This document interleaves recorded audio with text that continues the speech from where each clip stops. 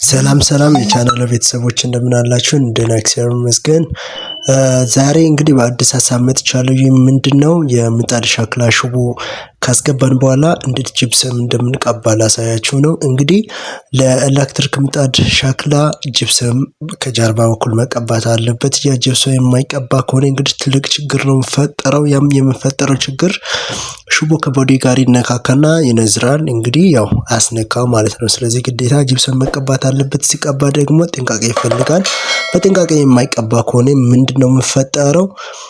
ሸክላው ቶሎ ሽቦ ይፈነዳል ማለት ነው። ስለዚህ በዚህ መንገድ ልክ እንደማቀባው እንደማድረገው አድርጋችሁ መቀባት አለባችሁ። ልክ እንደዚህ ማለት ነው። ሁሉም ቦታ አዳረሳችሁ መቀባት። እንግዲህ ሲቀባ ምን መደረግ አለበት? ጅብሰም በጣም መቅጠንም የለበትም መወፈርም የለበትም ማለት ነው። በጣም ከቀጠነ እንግዲህ በንፋስ ሸክላው ይሰነጥቅባችኋል። ስለዚህ በጣም መቅጠን የለበትም፣ እንግዲህ መወፈርም የለበትም። በጣም ከወፈረም ያው እንደዛው ነው፣ አይዝም ማለት ነው። ስለዚህ በዚህ መንገድ አሁን እየጨረስኩ ነው ያለሁት። ትንሽ ነው የቀረው። እቺ ወራጅ ያለችዋ በኩል ወራጇን እንግዲህ በደንብ አድርጎ መቀባት አለበት።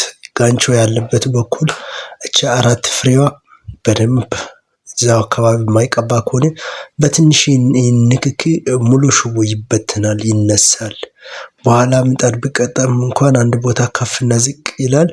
ከዛ ደግሞ እንጀራ ያው ያስቸግራል። እንጀራ ላይ አንድ ቦታ እንዲሰማ አንድ ቦታ እንዳይሰማ እንጀራ እንደ ቆርሶ እዛው ቆንጾ እንዲያስቀር ነው የሚያደርገው ማለት ነው። ስለዚህ ጥንቃቄ ይፈልጋል። ልክ በዚህ መንገድ እንዳደረኩት አድርጋችሁ መቀባት ትችሉታላችሁ። በቤታችሁ ውስጥ እንግዲህ ሸክላ ሽቦ መቀባት ብቻ አይደለም፣ አሮጌ ሸክላ ራሱ ከተበላሸባችሁ በዚህ መንገድ ቀብታችሁ መልሶ መግጠምና መጠቀም ይቻላል ማለት ነው። በቀላሉ ምንም ያህል ከባድ አይደለም፣ በጣም ቀላል ነው። አሁን እንደምታዩት ነው እኔ ጨርሻለሁ ማለት ነው። እንግዲህ አሁን ምንድነው የሚቀረው? ሙሉ ምጣድ ላይ መግጠም ማለት ነው። መግጠምና ሙሉ ተገጥሞ ደግሞ እንዴት እንደሆነ በሌላ ቪዲዮ አሳያችኋለሁ። እባካችሁ ቤተሰቦቼ ላይክ፣ ሰብስክራይብ፣ ሼር ማድረግ እንዳትረሱ። በቀጣይ ቪዲዮ የተሻለ አድርገን